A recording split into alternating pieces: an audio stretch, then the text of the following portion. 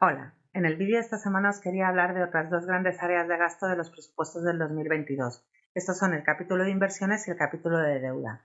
Me vais a permitir que empiece por la deuda, porque si algo me habréis oído repetir a lo largo de estos últimos meses es que el presupuesto del 2022 viene muy marcado por la fuerte amortización de deuda a la que tenemos que hacer frente.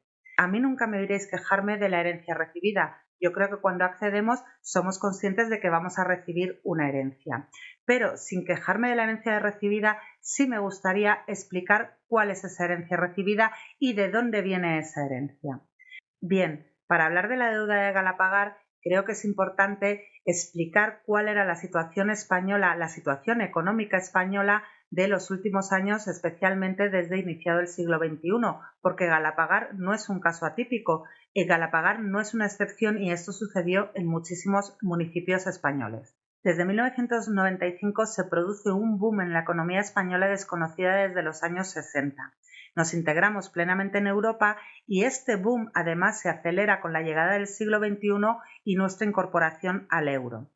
Este alto crecimiento económico está sustentado en un boom inmobiliario, lo cual lleva a que muchos ayuntamientos vean incrementada su recaudación, ya que muchos de los impuestos de los ayuntamientos están muy ligados a la construcción. Además, es cuando se producen grandes operaciones urbanísticas, algunas incluso especulativas. ¿Y quién nos gobernaba por aquellos entonces en Galapagar? Desde 1999 al 2003, el alcalde es el socialista don Manuel Cabrera, que gobierna junto con una coalición de partidos.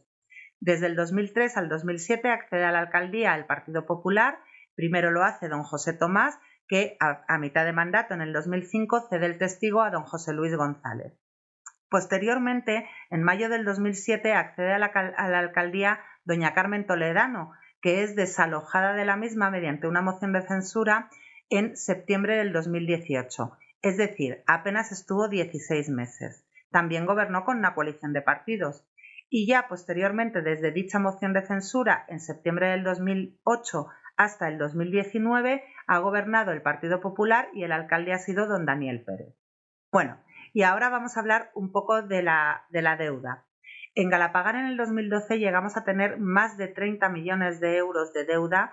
Para ponerlo un poco en comparación, el presupuesto actual 10 años después es de 32 millones de euros, es decir, estábamos con unos niveles de endeudamiento que realmente eran inasumibles. Y bien, ¿cuándo se produce este alto endeudamiento de Galapagar? Pues entre diciembre del 2005 y junio del 2007, en apenas 16 meses, se firman préstamos por importe de casi 20 millones de euros, exactamente 19.555.000 euros, entre diciembre del 2005 y junio del 2007, en años en los que estábamos gobernados por el Partido Popular, porque doña Carmen Toledano accede a la alcaldía de Galapagar en junio del 2007. Esto nos lleva a que el 31 de diciembre del 2008 la deuda viva del Ayuntamiento de Galapagar fuera de casi 21 millones y medio de euros. Aunque no se me escapa que mucha deuda sería para refinanciar operaciones de deuda anteriores, pero no acaba aquí la cosa, porque entre los años 2008 y 2012 se descubre que hay un sinfín de facturas en los cajones, con lo cual a esa deuda que teníamos con los bancos hay que añadirle la deuda comercial. Teníamos un sinfín de acreedores comerciales que llevaban años esperando a cobrar. ¿Y qué pasa en el 2012? Pues que con la llegada de la Ley de Estabilidad Presupuestaria y Sostenibilidad Financiera es cuando el Gobierno de España decide financiar, dar soporte para que los ayuntamientos consigan una financiación adicional para hacer frente a todas esas facturas que se habían encontrado en los cajones. Esto en Galapagar supone otros 11 millones de euros de deuda. Es decir, que en el 2012 Galapagar llegó a tener más de 30 millones de euros de deuda. Aquí lo podéis ver con este gráfico que no he preparado yo, por cierto, son gráficos de datos recogidos por el Ministerio de Hacienda, porque desde el 2008 se vigila mucho cuáles son las cuentas públicas de todas las entidades, de todas las administraciones y también de las entidades locales, y como veis, hasta el 2010 la senda es creciente, luego desciende un poco, vuelve a crecer porque nos encontramos, como os digo, con esas facturas en los cajones que había que pagar. Desde entonces, desde este 2012, la deuda no hace más que bajar, pero es que estamos obligados legalmente a reducir deuda. nos sometemos a un plan de ajuste que comienza en el 2012 y finalizará en el 2022, que entre otras cosas nos quita mucha autonomía financiera y mucha capacidad de actuación. Por cierto, ese plan de ajuste nos obligaba a cumplir con ciertos parámetros que no se estaban cumpliendo hasta el 2020 y que nos generaban una serie de apercibimientos por parte del Ministerio de Hacienda. Desde el 2020 se viene cumpliendo con todos esos requisitos, como por ejemplo el tener el periodo medio de pago inferior a 30 días y, como os decía al inicio de este vídeo, la situación es estable, somos una entidad solvente y la deuda de Galapagar se liquidará entre los años 2022 y 2023.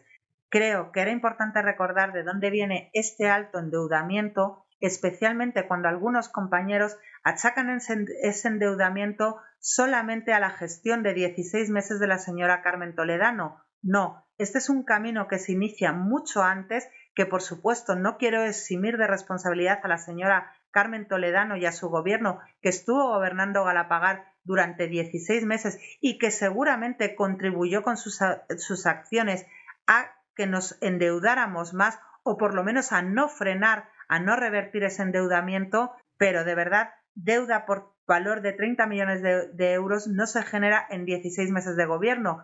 Y si se hubieran generado en 16 meses de gobierno, ahí debería de haber estado la oposición, ojo a visor, a ver qué estaba pasando. Y además os quería contar otra curiosidad que he descubierto con estos préstamos, y es que se firmaban con unos amplios periodos de carencia, algunos incluso de varios años de periodo de carencia. Esto quiere decir que no vas a tener que amortizar deuda, con lo cual, claro, como los políticos tenemos un tiempo determinado de estancia y luego estamos a lo que vosotros decidáis, de momento se estaban asegurando que durante esos primeros años en los que ellos seguro estaban ahí, no iban a tener que hacer frente al pago de las deudas.